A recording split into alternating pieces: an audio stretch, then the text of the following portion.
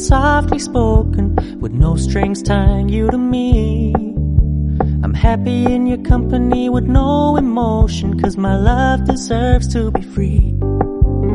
I never wanna look at a house in the garden. I never wanna lock you down. I know you're not. Hello everyone, সকলকে জানাই শুভ নববর্ষ। তো আজ হলো 15 April আর আমি ready সেডি হচ্ছি, যাব মন্দিরে পুজো দিতে। বর্গভীমা মন্দিরে যাচ্ছি আমরা পুজো দিতে। তো চলো দেখা হবে। ভীষণ লেট, ইন্ট্রো দেওয়ার মতো সময় নেই, চলো আমি এখন বেরোই। সো বেসিক্যালি এবারের পয়লা বৈশাখে প্ল্যানিং এটাই ছিল যে আমরা সকালবেলা তমলুক বর্গভীমা মন্দিরে পুজো দিতে যাব, আর বিকেলবেলার যে প্ল্যানিংটা আছে সেটা তো আই হোপ তোমরা এতক্ষণে বুঝতে পেরে গেছো থাম্বনেল আর টাইটেল দেখে। তো যাই হোক, ভিডিওটা এন্ড অবধি দেখতে থাকো, আই হোপ তোমাদেরও খুব ভালো লাগবে। প্রথম থেকে তমলুকে যাওয়ার প্ল্যানিংটা তো ট্রেনে করেই ছিল, ইভেন আমি টোটোতে করে এবং অটোতে করে স্টেশন অবধিও গিয়েছিলাম, বাট আমারই ভুলের কারণে অ্যাকচুয়ালি এতটা লেট করে ফেলেছিলাম যে ট্রেনটা মিস করে ফেলেছিলাম।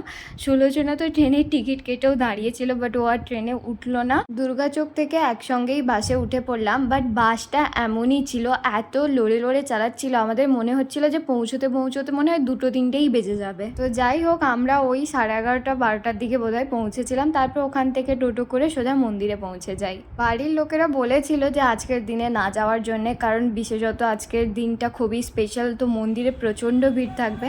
বাট আমরা প্ল্যানিং করেছিলাম যাবো তো আজকের দিনেই।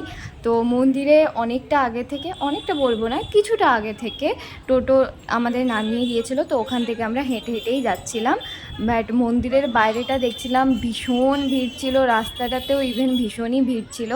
তো প্রথমেই ঢুকে আমরা বাম সাইডে, ওখানে মন্দিরের তরফ থেকে বা যাই বলা হোক, ওখানে জুতো রাখার ব্যবস্থা আছে, তো 10 টাকা করে এরকম সামথিং নেয়। তো ওখানে আমরা জুতো খুলে একটু জল দিয়ে হাত ধুয়ে মন্দিরের উপরে প্রবেশ করলাম।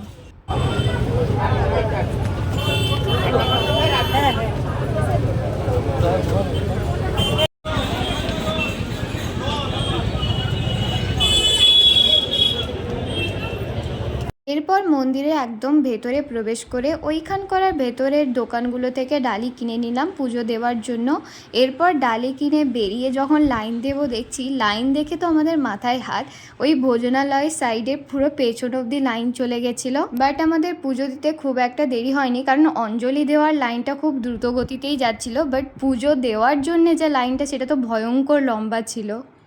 আমাদের মতো মানে অলস প্রকৃতির মানুষগুলোই 12:30টার সময় মন্দিরে পুজো দিতে আসে। না না, আমার মতো আমি পুরো স্টোরি বলবো, পুজোটা দিয়ে দিই তারপরে বলবো। এখন মন্দিরের লাইন দেখে আমাদের মাথা খারাপ। আমার শুরু বন্ধুগুলো এতই ভালো, কি বলবো আর।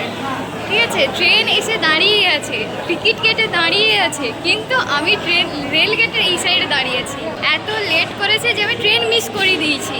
আর আমাদের সুনির্মলা, সে ট্রেনে উঠে 1.5 ঘন্টা আগে মন্দিরে চলে এসেছে, তার হয়তো পুজো দেওয়া হয়ে গেছে। সে হয়তো এত রাগ করছে ওই জন্য ফোন তুলছে না, তাকে এতবার করে ফোন করা হচ্ছে।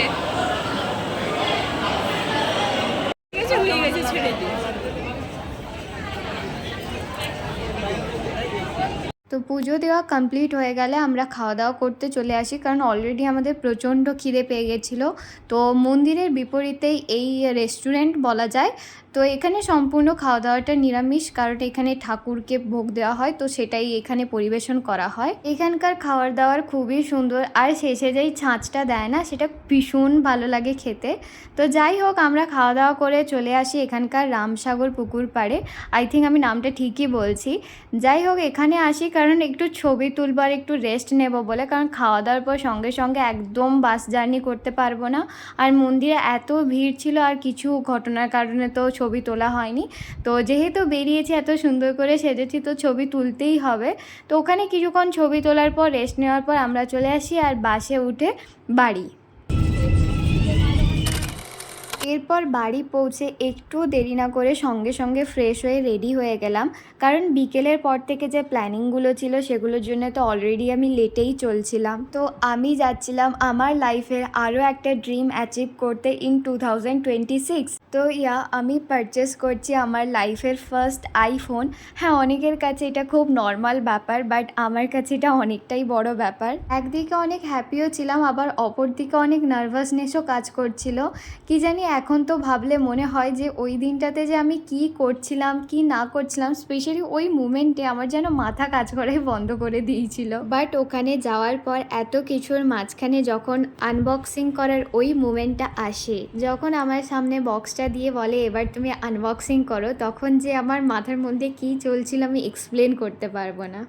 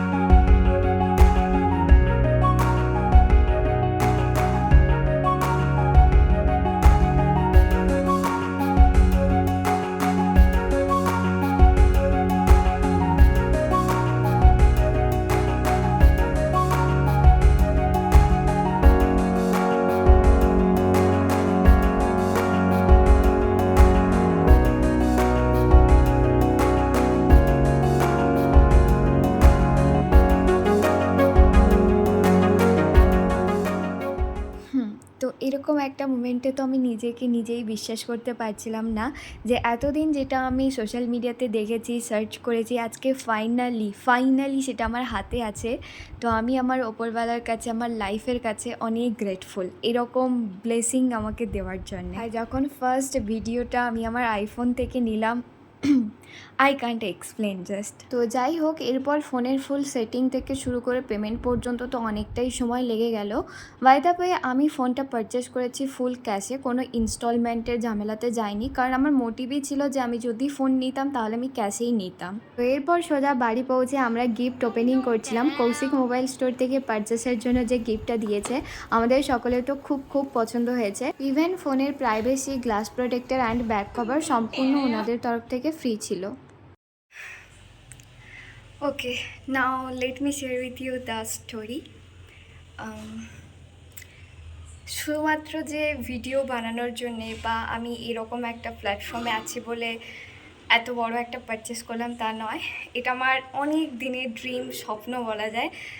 আমি যখন এইচএস পরীক্ষা দিই তারপর এসে বলেছিলাম যে বাপি এবার আমি ফোন কিনবো, কিন্তু তখন বোঝালো বাড়ির লোকেরা যে এত টাকা একটা ফোনের পিছনে ওয়েস্ট না করাই বেটার। তো যতই হোক, ওই চিন্তাটা তো মাথার মধ্যে ছিল। আর সবাই চায় যে এরকম একটা প্ল্যাটফর্মে আসার পর বা নাও আসার পর একটা অ্যাপেল প্রোডাক্ট, আইফোন হাতে রাখতে, নিতে, কারণ অবশ্যই ভিডিও কোয়ালিটি, ফটো ভীষণ ভীষণ ভালো। আর আমি তো খুব ফটোজেনি, ফটো তুলতে ভালোবাসি, ফটো পোস্ট করতে ভালোবাসি। তো এই পুরো পারচেসটা আমি বাপির টাকাতে নয়, আমার নিজের স্কলারশিপের টাকাতে আমি নিয়েছি। পুরো স্কলারশিপটা নয়, জাস্ট রিসেন্টলি যে র্যাঙ্ক হয়েছে আমার সেই স্কলারশিপের টাকাতে, বা যাই হোক জমিয়েছি এতদিন ধরে। তো পুরো পারচেসটা আমি আমার নিজের টাকাতে নিয়েছি। তো কেউ বলতে পারবে না যে বাপির টাকাতে আমি উড়ছি বা কিছু এরকম। বাপির টাকাতেও যদি নিতাম তাহলে আমার বাপি, আমি নিয়েছি আমার বাবার টাকায়, বাট এই ফোনটা আমি নিজের টাকায় নিয়েছি। তো কী জানি, একটা আলাদা নার্ভাসনেস কাজ করছিল, আবার ভালোও লাগছিল। জাস্ট 5-6 মাস আগে থেকে হঠাৎ মাথায় এলো যে কিনবো কিনবো কিনবো। দেন এক্সাম পড়ে গেল। তো এক্সাম দেওয়ার থেকে বেশি এটাই আমার মাথার মধ্যে চলছিল যে কি করে কিনবো, কখন করবো। আমি প্রত্যেকটা মুহূর্তে ফ্লিপকার্ট চেক করছি, অ্যামাজন চেক করছি, বিভিন্ন গুগল চেক করছি, কখন প্রাইস হাই যাচ্ছে, ড্রপ যাচ্ছে, আউট অফ স্টক হয়ে যাচ্ছে। তো প্রথমে ভেবেছিলাম যে অফলাইনেই নেব, অনলাইনে রিস্কটা নিতে পারছি না, যেহেতু ফার্স্ট প্রোডাক্ট, অ্যাপেল প্রোডাক্ট, এত টাকা ইনভেস্ট করার ব্যাপার আছে। তো খুব ভালো লাগছে, হ্যাপিও অনেক। আর তোমরা এইভাবে আমাকে সাপোর্ট করো, অনেক অনেক ভালোবাসা দাও। আই হোপ ইন ফিউচার আমি আরও বড় জায়গায় যেতে পারবো। অবশ্যই তোমাদের সাপোর্ট, লাভ তো প্রয়োজন আমার লাইফে। তো আই হোপ এবার থেকে ভিডিওর কোয়ালিটি বেটার হবে। আমি চেষ্টা করবো আমার নিজের স্কিলটাকে আরও বেশি ইমপ্রুভ করার, আমার ভিডিও এডিটিংয়ের স্কিলটাকে ইমপ্রুভ করার। তো লটস অফ লাভ, খুব খুব খুব হ্যাপি, এক্সাইটেড। দেখা হবে আবার একটা নেক্সট ভিডিওতে। ও আর একটা ইন্টারেস্টিং কথা বলি, অ্যাকচুয়ালি আমার নেওয়ার প্ল্যান ছিল আইফোন 15-এর পিঙ্ক কালারটা বেসিক্যালি। বাট আমি যখন রিলায়েন্সে গিয়ে চেক করেছিলাম তখন অ্যাভেলেবেল ছিল পিঙ্ক কালার, বাট ওটা আমার এক্সামের টাইমের আগের কথা বলেছি। বাট তখন নেওয়ার প্ল্যান ছিল না, ঠিক আছে, মানে টাকা ছিল, বাট সামনে এক্সাম, কনসেন্ট্রেট করতে হবে, তো নিলে আমি কনসেন্ট্রেট করতে পারবো না। তো তখন পোস্টপোন করে দিই। তখন প্রাইসটা অনেকটা ড্রপ ছিল, হঠাৎ করে আবার বেড়ে গেল। যাই হোক, প্রাইস বাড়লেও বাট ওই নেওয়ার ইচ্ছেটা মাথার মধ্যে এমন ভূত চেপে গেছিলো যে নিতেই হবে। তো আমি যখন দোকানে গেলাম, মানে যেদিনকে আমি চেক করতে গেছিলাম সেদিন অ্যাভেলেবেল ছিল, বাট আজকে যখন গেলাম বলল পিঙ্ক কালার অ্যাভেলেবেল নেই, হয় ব্লু অর ব্ল্যাক।